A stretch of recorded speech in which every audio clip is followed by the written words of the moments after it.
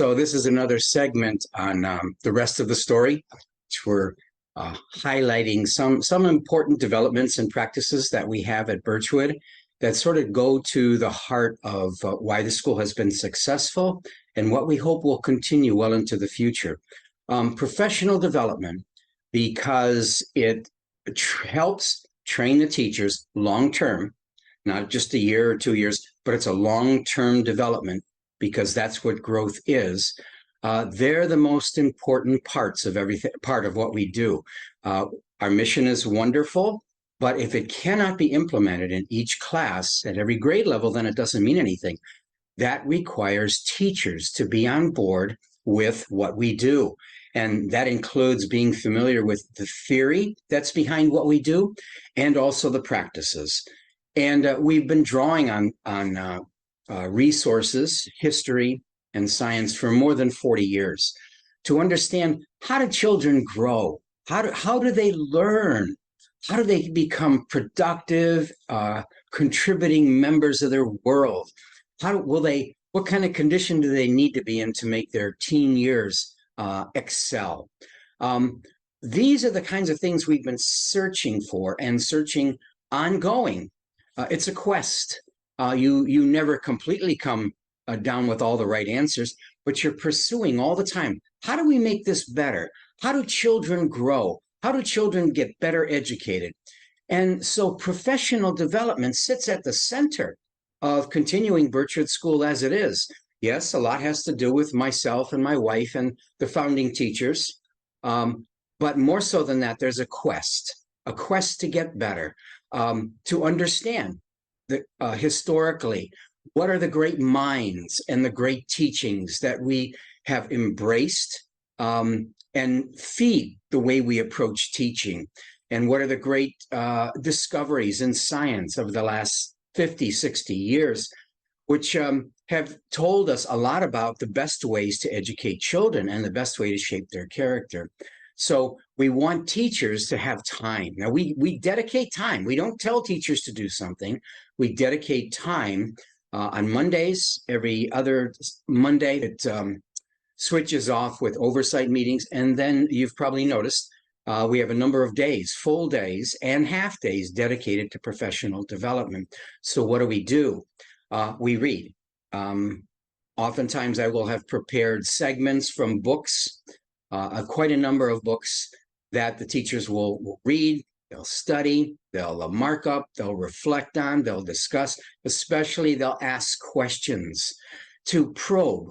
Why? What does this mean? What are the implications for my third grade classroom, for my eighth grade classroom? And in that study, then we share, we discuss, always stimulating our mind. How do we get better? And how do we learn to get better? By listening to, by reading, and by interacting with the great people that are in our field, both from the past and contemporary. We do this also because education is prone to trends, faddish trends that have a little bit of truth in them, but a whole system is made around that little truth. And eventually 10 years later, 15 years later, you find out, well, that little truth wasn't the whole ball game. And there's lots of things that are missing because too much focus was put on that one thing. One that comes to mind is in the 1990s, the self-esteem movement. And the idea in the self-esteem movement was that in order for children to learn and grow and progress, they needed to have a strong sense of self-worth, which is 100% true, but it's not the only truth.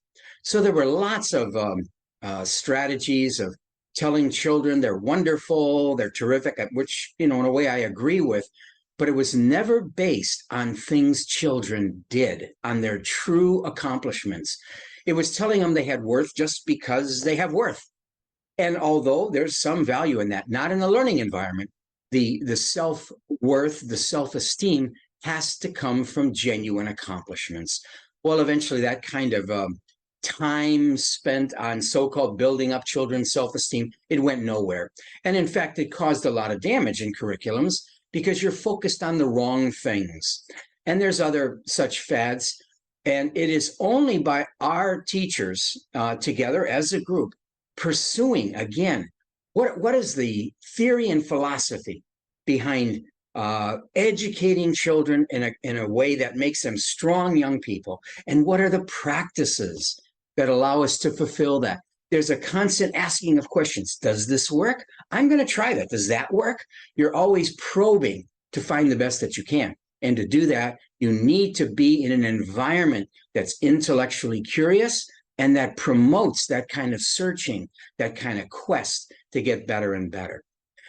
Then another reason why we spend so much time in professional development is to encourage teachers. They must be the beginning of growth. If a teacher is not growing, stretching their intellect, reading challenging texts, wrestling with other teachers on what's the right thing to do, how do we develop character? If you're not growing as a human being, then when you're in the classroom trying to help children grow, you forget the struggle it is. You forget how hard it is to set up goals and to exercise self-control and to face failures and bounce back, have resilience. You forget you're the pro. You do everything right. And so you just judge children when they're in their learning struggles, they're in their growth struggles.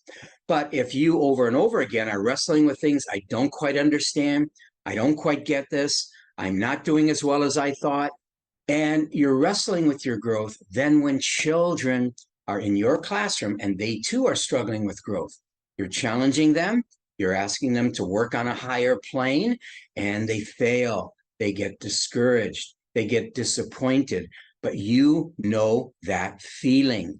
And therefore, you're able to empathize and encourage them, despite the hardship, to face the difficulties, face the fact that they failed. And okay, let's work on a plan. How do we get around this? How do we get through this? So the growing teacher becomes the best teacher for the growing children. So professional development really holds a special place. So when you see us dedicating days or half days to this, know that this is what's going on. We're trying to lift the tide higher and higher. Teachers aspiring to become the best they can be so that in the classroom, they're the best for your children that they can possibly be. Okay, thank you.